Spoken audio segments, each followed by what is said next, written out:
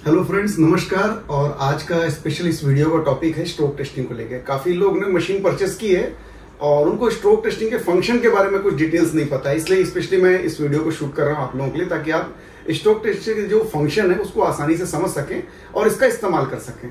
तो इसके लिए हमने एक 577 इंजेक्टर रखा हुआ है और ये जो अडाप्टर है, देखिए इसको अलग से आपको स्ट्रोक टेस्टिंग के लिए अडाप्टर लेना पड़ता है।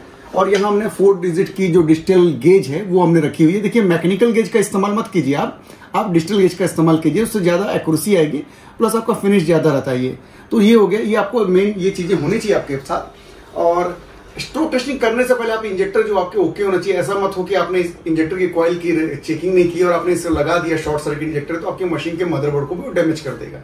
तो कभी भी आप स्ट्रोक टेस्टिंग करना तो कम से कम इंजेक्टर के कॉइल को भी देख लेना। बस सडन इंजेक्टर उठाया और इसको इसमें चेक कर ली, वैसा नहीं करना आपको। तो जैसे आपका जो प्रॉपर प्रोसीजर है इंजेक्टर को चेक करने के कॉइल्स का, उसको फॉलो करना है, उसके बाद ही आपको स्ट्रोक टेस्टिंग के आगे बढ़ना है।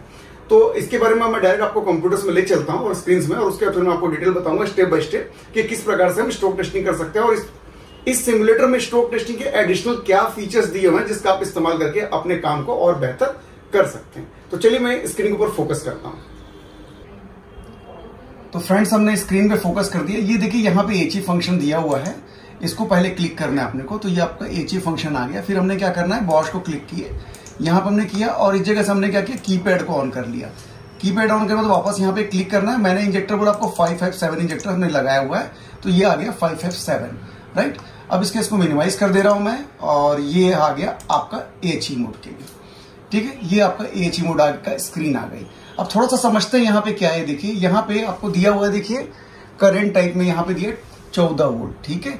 यहाँ से एडजस्ट करने की चीजें भी, बट हम एट प्रेजेंट क्या कर रहे हैं, जो चीज है उसी पे चल रहे हैं 14 वोल्ट, क्योंकि कंपनी ने पहले से डिसाइड करके रखा है, तो इसके साथ चीजें नहीं करनी।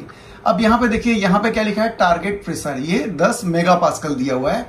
स्पीड जो दी हुई है, ये देखिए दी हुई है 300 आरपीएम, और ये पुल वोल्टेज दिया है 23.8 वोल्टेज का पुल वोल्टेज दिया हुआ है यहाँ पे, ठीक है। और पल्स विड्थ की यहाँ पे देखिए फंक्शन दिए हुए हैं। यहाँ पे ये सेंटर में रखा होता है, इसको खींचोगे तो यहाँ पे पल्स विड्थ जो 1000 दिख रही है, यहाँ से भी बढ़ा सकते हो आप और यहाँ से बढ़ा सकते हो। तो ये पल्स विड्थ के दिए, और यहाँ पे 1 2 3 4 5 दिया हुआ है। ये क्या चीज ये भी बता रहा हूँ।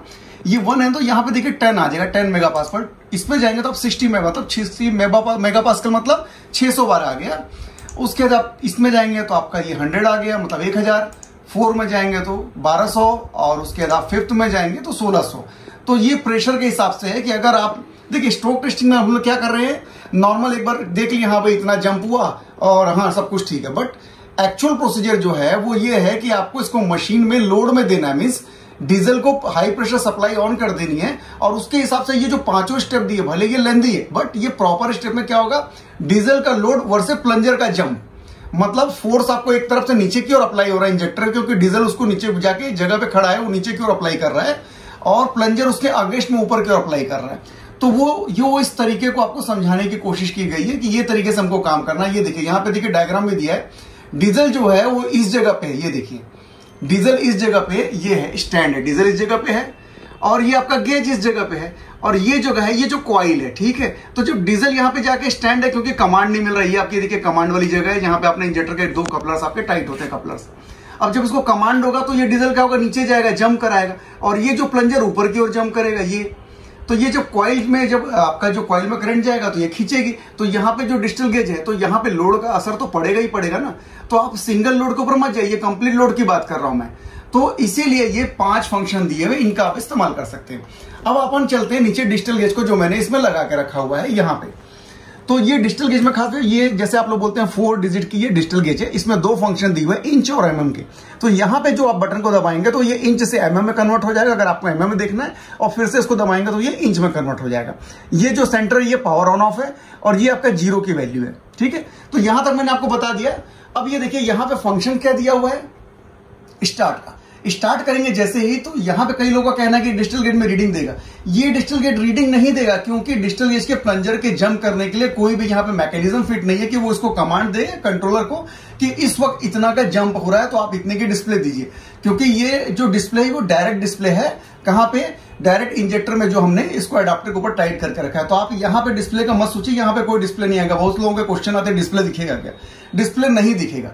अब यहां से अब स्टार्ट करेंगे तो क्या होगा, कमांड देगा। कमांड देगा सिंगल कमांड में तो जंप होगा, कमांड आप यहां से ले सकते हैं, प्लस ऑटोमाइज से भी यहां से भी कमांड ले सकते हैं। ठीक है, तो ये मैंने आपको ये चीजें दे दी। अब मैं आपको फिर से गेज में यहाँ पे ले रहा हूं और मैं कमांड ऑन करूंगा, तो यहाँ पे गेज पे इसमें आपको डिफ्लेक्शन दिखाते हैं आपको।